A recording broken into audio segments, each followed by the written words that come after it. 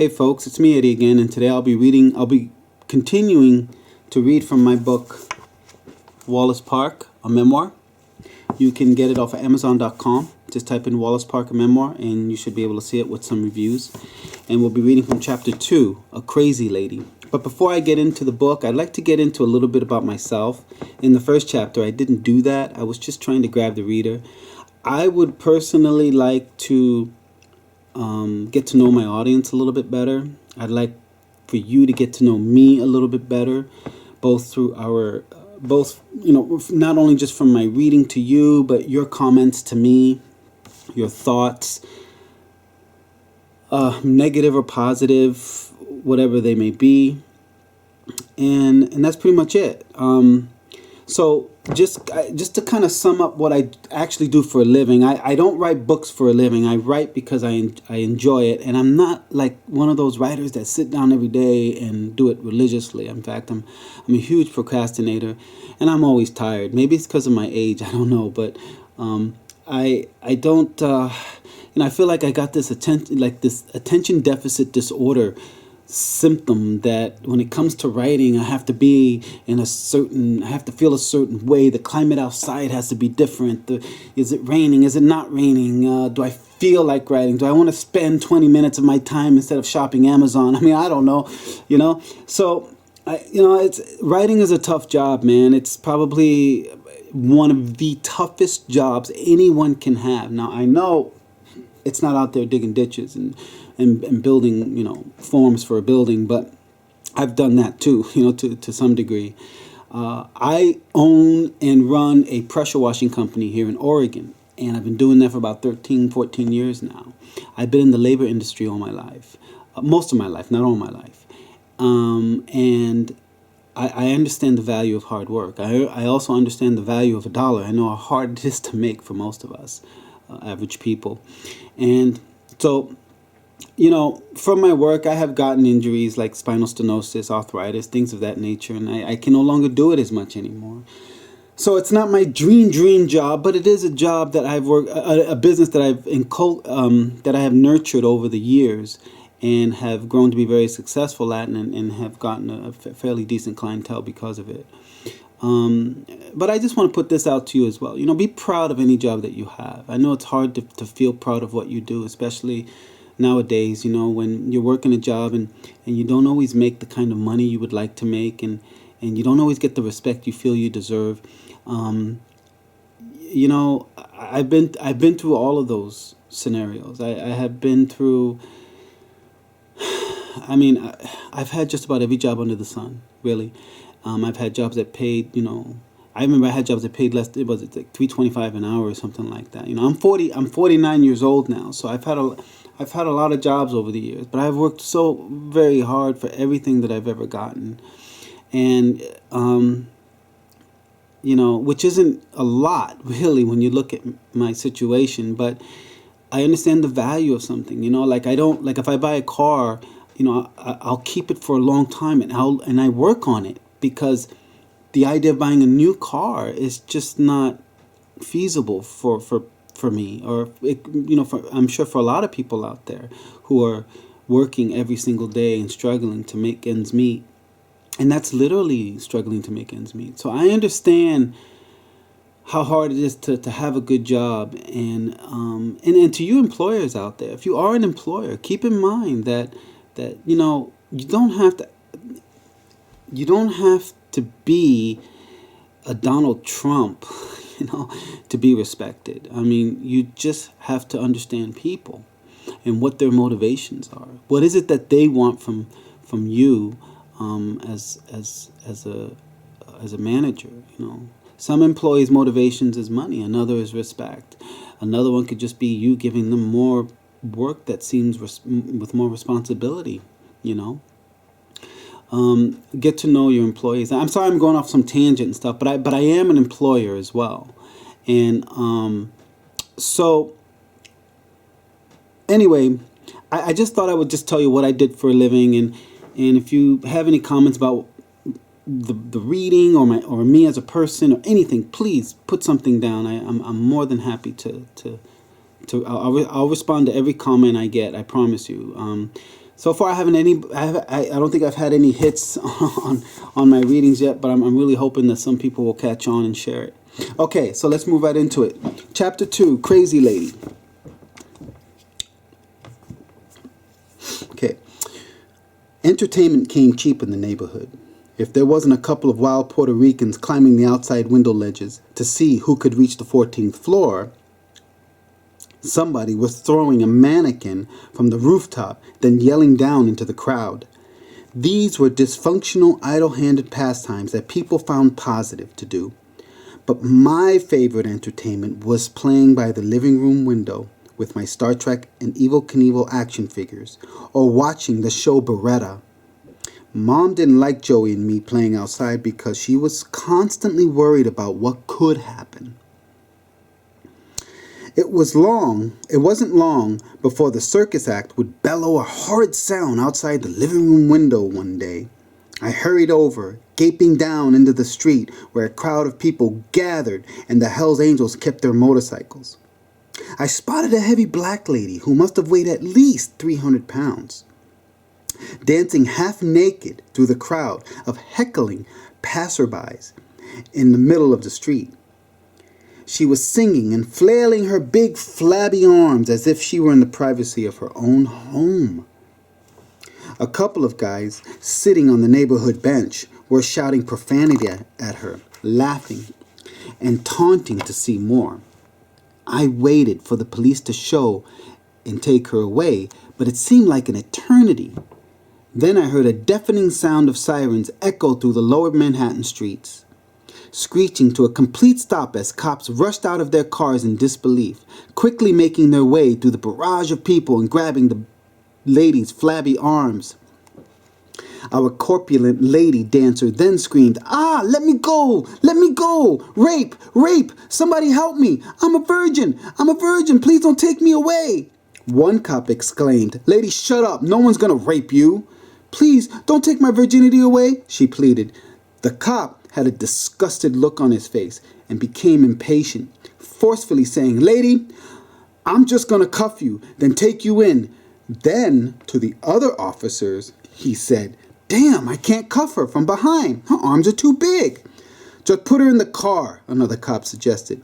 They forced her in the car, but she kept pulling herself back out by grabbing the door jamb. The lady yelled, "Don't you put me in that hot box!" She screamed, "Diana! Diana! Diana!" referring to the singer, Diana Ross. "You crazy bitch!" the cop yelled, pulling his billy club out and pushing it into her rolls of fat to force her back into the police car. "Police brutality!" the lady shouted. "Police brutality!" People watched from their windows as the lady made a run for it. At least 6 cops tackled her. Kids in the area were laughing and rolling on the ground in tears. That's when a police van pulled beside the fat lady. "I'll count to 3, the cop said. "Then we're gonna have to inch her in."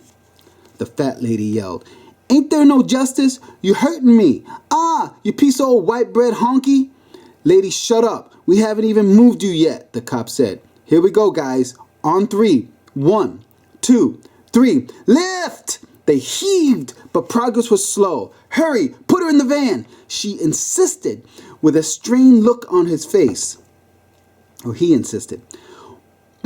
"Why don't you make her get up and walk?" a bystander shouted with a sickened look. The cop successfully shoved her into the police van, and the crowd cheered and clapped. The show was soon over, and as they drove away, the fat lady kept yelling and banging on the windows. I knew that in a few weeks, though, however, she would be back in the streets singing another tune by her favorite artist, Diana Ross. To get away from this craziness, our family would gather around the sofa, a badly torn, overused centerpiece that brought us together near an antique Yamaha piano. I couldn't think of a better way to marry a family but with music. We would embrace my sister's voice, singing while my brother Gerard played my favorite song, Let It Be by the Beatles. Joey and I would be playing Connect 4 or Rock'em Sock'em Robots nearby. Gerard's ability to play music brought a joy to the family that lifted us away from the daily grind. But these moments were cut short when he left. At first, I thought he was going on a Christian tour to play music, but a few days turned into weeks and then months. My sister Anna left to meet up with him, and I still didn't know why he left or when he'd come back. The idea of not seeing my siblings come back home didn't occur to me at first. We were family, and we were supposed to be together. We often stood around the dining table, draped with a floury, heavy plastic cover, eating fried spam, Spanish rice, and black beans. If it was live theater we wanted, then Michael, my oldest brother, could slip a sock over his hand and turn the evening into a Muppets show.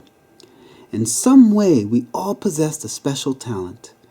We even tap danced randomly in the middle of the living room to the Dean Martin records Mom enjoyed. My mother was the glue that held the family together, and she showed us the importance of love, always making certain that our stomachs were full, even if it meant she didn't eat. Despite her love, she was a temperamental woman not to be messed with. Her authoritative Catholic background and strong will commanded the respect she so deserved. Of course, like any brother with siblings, I had a favorite, Michael. I would mimic the way he lifted weights, grunting to the scratchy soundtrack of West Side Story, or running men's Brill cream through my hair to recreate Michael's famous curl over my forehead. Michael showed me how to be strong and unafraid. He told me not to walk away from a fight because if I did, I could find a knife plunged into the back of my spine. He wasn't part of any gang, nor was he a follower. Yet, he was respected as someone who believed in honor and who would confront the neighborhood trash with a baseball bat if they harmed anyone in our family. I believed Michael's power came mostly from my father, a man who had many stories about the Korean War. But Dad was also the hardest on Michael. Regardless of how difficult and sad my dad's life might have been, however, unlike other fathers in the neighborhood, my father never abandoned us.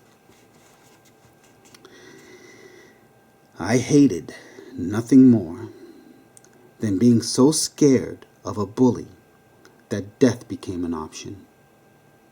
Alberto was the evil I tried hard to avoid, but he looked like Godzilla with his rough face, short brillo hair, and pitch black damaged skin. He brought fear wherever he went. I would always be alert and ready for a fight with anyone else, but with Alberto, I would try to get to class before he could see me. I had never seen a kid as mean and as vicious as this one. His chin was tucked into his broad, muscular shoulders, and his gruesome face was a sight that not even a mother would admit to loving. Most kids at that school felt the same fear of Alberto as I did. My efforts to conceal myself from him were to no avail.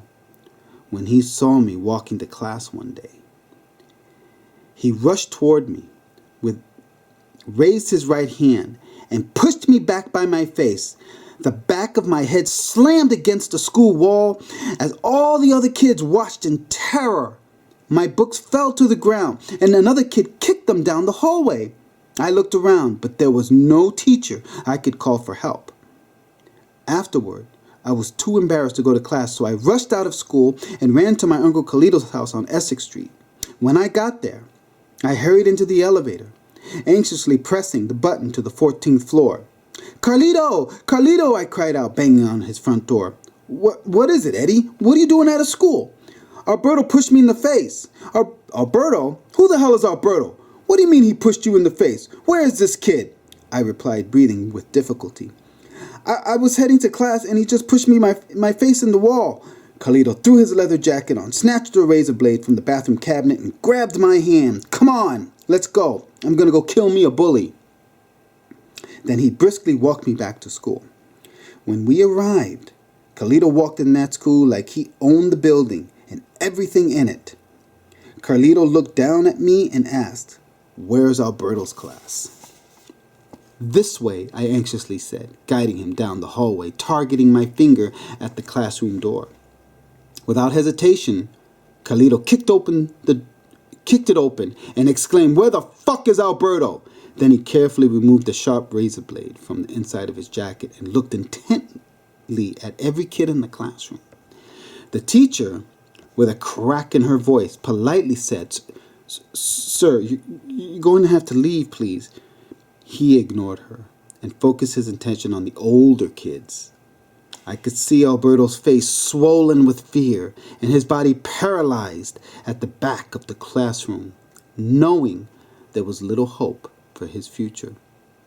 I cringed, but said, "There he is." Alberto's eyes grew wide as Carlito approached him. Now he felt like I felt when he bullied me. As the other kids watched, my Uncle Carlito's massive frame slowly moved past them. He kicked aside a chair and walked over to Alberto. Carlito rested a heavy palm over Alberto's desk, bent over, gazed straight into Alberto's fearful eyes, and angrily said, "If you ever fuck with my nephew again, I will kill you," holding the blade close to his rough skin. "The next time, you die." The teacher didn't say another word while this was happening. Alberto, with his mouth partially open and his eyes wide, could barely nod. Carlito walked back to me and said, "Let's go." I grabbed his hand as we walked down the hall. "Where's your next classroom?" "That way," I replied, pointing into the far distant hallway. He walked me to the door, squatted to my level, and said, "Listen, if this Alberto kid messes with you again, you let me know. But I doubt he will." Carlito was right. After that day, Alberto didn't even look at me in the school hallways. He had a new respect for my presence. When rumor got around about how he got scared straight, other kids started telling Alberto that if he bullied them, Carlito would find out. And that's how you deal with a bully. But the best times I recall were with my crazy friends Louie and Nanny. They lived beneath me and had the same street view as I did, where we could clearly see the big black lady dance, or the older kids hopping a ride on the back on the back bumper of a city bus. Louie was a skinny, toothless kid who had black curly hair, a narrow face, and who laughed like a hyena. He was extremely entertaining, a total nutcase, some might say, who would do the craziest stunts. His favorite was to pee outside his fifth-floor window over the bushes below. As I watched him do this, I could see Nanny riding his banana seat bicycle and cheering Louie on. Louie would then look up at me laughing and waiting for an expression of approval. He would even throw his toys out the window just to see them fall. Nanny was a pudgy, giggly kid who lived on the second floor and would often stop by our apartment for a free meal. He looked as if he came straight out of the funny papers. My best friend, however, was named Carlton. He was undoubtedly the biggest 11-year-old black kid I knew. He could eat almost a whole Big Mac in 2 bites, drink a milkshake like taking a shot of tequila, eat a side of extra salted fries, and when he was all done, ask for seconds. Carlton was out of his element in the ghetto because he was kind-hearted and giving. And he never used his size over anyone. When we were bored, Louie, Nanny, and I would go spy on the flirtatious, husky Spanish lady on the 4th floor. Everyone said she was schizophrenic, but I didn't believe it. We'd often spy on her through the keyhole, imagining she enjoyed the idea of us watching. Spread out on her sofa with her top off. We racked up enough images for any kid to soak in for those late night pastimes. Louis had a talent for staying out of trouble. Or maybe I should say he could talk his way out of a fight. Defending himself wasn't his strong suit. Sometimes he would simply scream like a girl and run away. Our dysfunctional friendship kept the three of us together. Nothing could hold us back from being who we were, because doing risky pranks was considered a normal part of our lives on the Lower East Side. One day, we decided to pay a visit to our Spanish friend. I glanced over and whispered, "Hey, Louie, Nanny, look. Her door is cracked open." "Let's go check it out," Nanny suggested. We sneakily inched over our way toward her front door. I peeped through the keyhole and quietly said, "Damn, look at those." "Let me see," Nanny whispered. "I want to see." She was slouched on a torn-up leather chair, watching television without even a bra. Louis chuckled and whispered, "Breasts," drawing the word out. "Push the door open, Eddie." I was too scared. "You open it." I stepped away from the door. "I'll do it," Nanny volunteered, giggling the whole time. "Okay, do it," Louis demanded. Nanny hit the door open. We backed up, and the lady, with a shocked look in her face, covered her breasts and gave chase through the hallway after us. We laughed so hard we could barely breathe. She ran after us as I swiftly pushed open the steel door to the 5th floor. Then Nanny jumped on her back and started to squeeze her breast. I could not believe what he was doing as she yelled, "Pig! Puerco! Estúpido! No me toques! No me toques!" She spat and tried to get him off. Then Nanny shouted, "Hey, run!" As the lady struggled up the stairwell, I said, "Nanny, get off her!" "I can't," he stressed. "She's pulling my hair." Finally, Nanny let go and ran back down the stairs. With a piece of Nanny's hair in her hand, the Spanish lady chased after him. We followed behind as she frantically yelled, "Puerco! Puerco!" Louis and I ran back up the stairs to the 5th floor, rolling on the dirty hallway floor, laughing. "Man, did you see her face?" Louis asked, still laughing. "Yeah, I can't believe what happened, Nanny. I can't believe what Nanny did." I looked outside the hallway window to see if I could find him. Then we heard a door bang shut from the other side of the hallway. We headed over to find Nanny. "Nanny, where'd you go?" I asked. "How did you get away?" "Did you see me? Did you see what I did?" "Yeah, I can't believe it," Louis said. "You're lucky she didn't get you, man." I looked over to Louis and asked, "You think she'll tell my mom and dad?" We went quiet for a moment before Nanny said, "Nah, she won't say nothing." "Man, if your dad finds out, he's gonna hit you hard," Louis simpered. "Shut up, Louis," I exclaimed. "Your dad's gonna hit you." "He's not gonna beat me like your dad does." "You better take it back," I said, stepping toward him. "Come on, guys. She won't say anything," Nanny said. "She's crazy. Everyone knows that." "We can just say it never happened." Louis looked over to Nanny and asked the one question that every 11-year-old perverted boy would die to know. "Hey, Nanny, how did her breast feel?" Nanny stood up straight, like a proud father holding his newborn, and smugly replied, "Like a big Twinkie." What better way to describe such a celebrated moment between friends? Louis and I could have only imagined it, but Nanny lived it for all the boys who dreamed of this moment. And that is the end of chapter 2. The next chapter will be chapter 3, entitled Welfare Sucks. If you like what I've just read, if you have any comments, subscribe, whatever, I would love to hear from you. Have a great day. Thank you for listening.